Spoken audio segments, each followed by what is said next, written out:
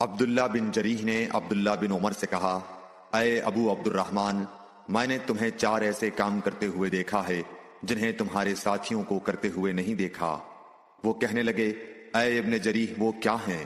ابن جریح نے کہا کہ میں نے طواف کے وقت آپ کو دیکھا کہ 2 یمانی رکنوں کے سوا کسی اور رکن کو آپ نہیں چھوتے ہو۔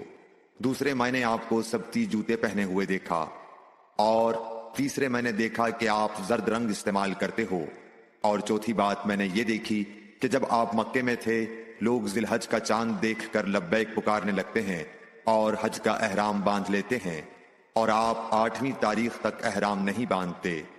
حضرت عبداللہ بن عمر رضی اللہ تعالی عنہ نے جواب دیا کہ دوسرے ارکان کو تو میں یوں نہیں چھوتا کہ میں نے رسول اللہ صلی اللہ علیہ وسلم کو یمانی رکنوں کے علاوہ کسی اور رکن کو چھوتے ہوئے نہیں دیکھا،